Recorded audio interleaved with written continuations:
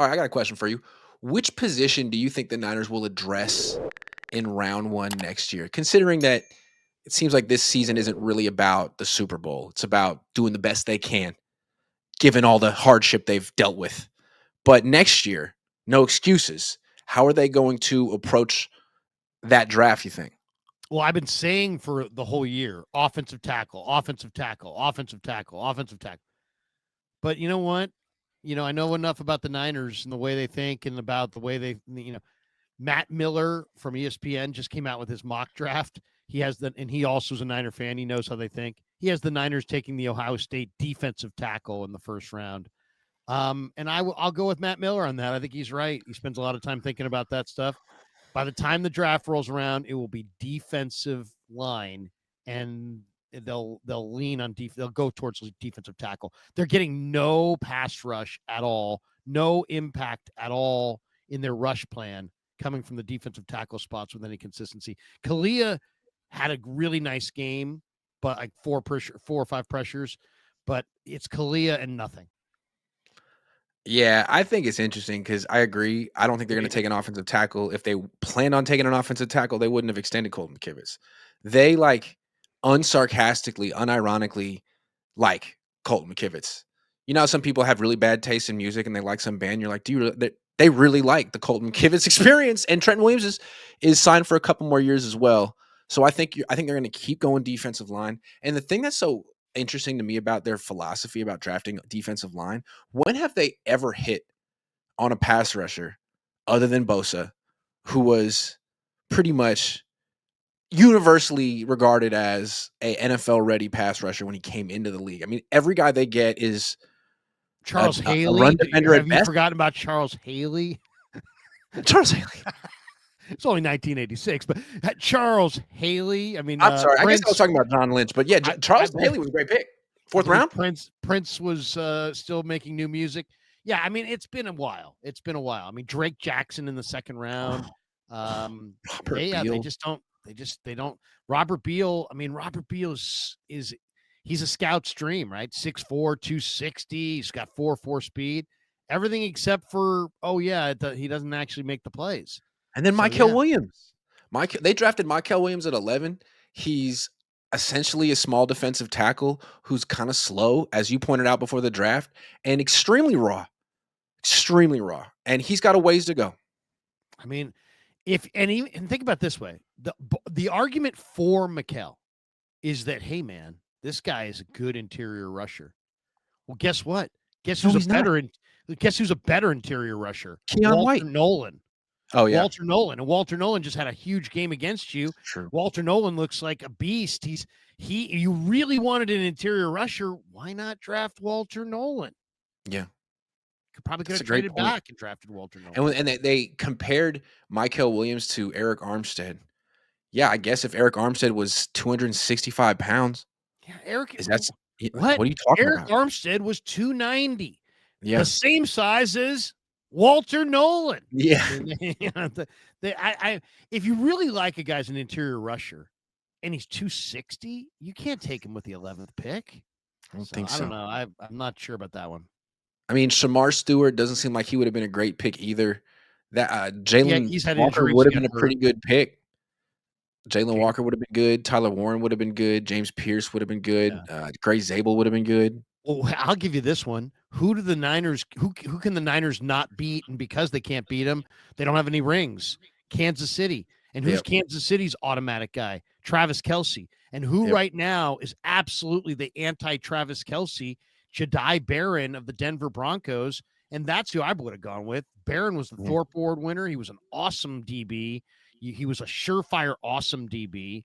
You tell me you couldn't use an anti-Travis Kelce, or with the Rams with their, 3 tight ends, you couldn't use a Jahdae Barron. Barron, I think, was the slam dunk pick, and that was a great pick by Denver. And I think when the Niners get in trouble drafting these defensive linemen in round 1, Mykel Williams, Javon Kinlaw, Solomon Thomas, they sort of fall in love with their frame, their character, their story, their football IQ, but the pass rush production just isn't there. And they draft these raw players who are run defenders and say that Chris Kaserik will figure it out. I mean, they got to stop doing that.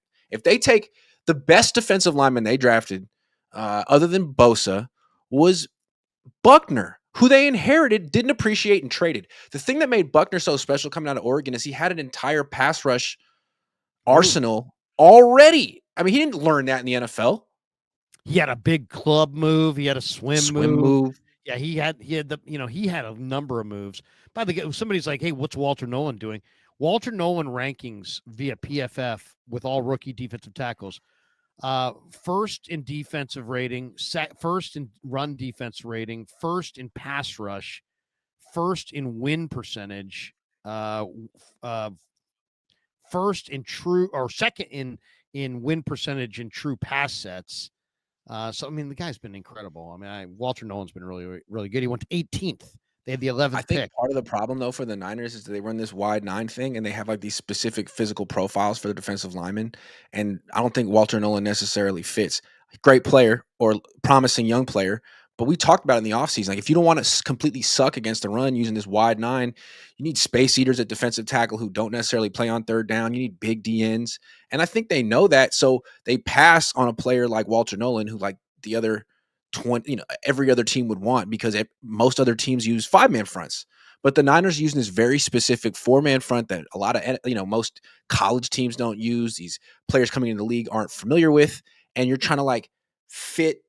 Like Michael Williams was a I don't 3-4 think it was DN in that, college. Grant. I think he was scheme versatile. I think he's Who? I think Walter Nolan's scheme versatile. I Maybe. think he's 293 and yet he moves like an end. I don't think it was that. I think it's just if you notice the one thing about the Niners in this regime, the last regime, you had some guys who were some rough guys and some guys who were a little wild card.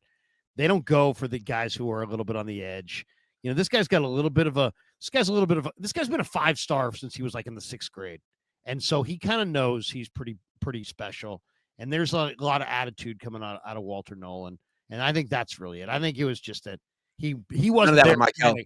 Not Mikel's much more of a hard worker, straight line, tough guy. Sir, yes, sir. Yeah, serious. He'll do what he's gonna. Yeah, he's a better dude. I think they were a little worried about Nolan and some of the That's the same reason they drafted Alex Smith over Aaron Rodgers.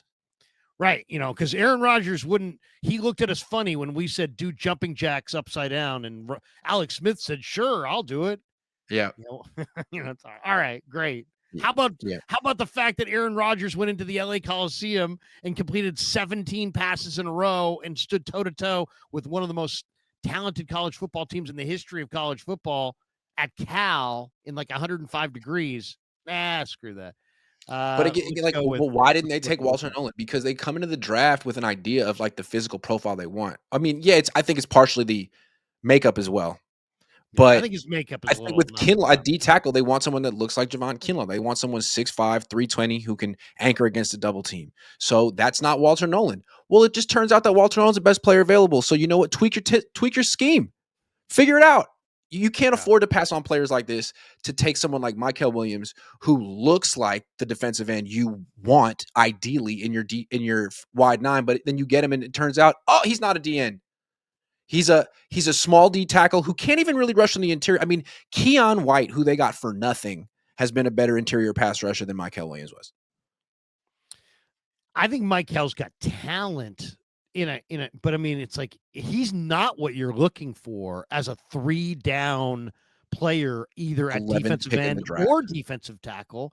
And for the 11th pick in the draft, I got to have a guy that's an anchor player. Now, he did play a ton of snaps. He is versatile. They're in the sub package, and yeah, him and Yatir Gross Matos inside in the sub looked really scary, and there's reasons to like him.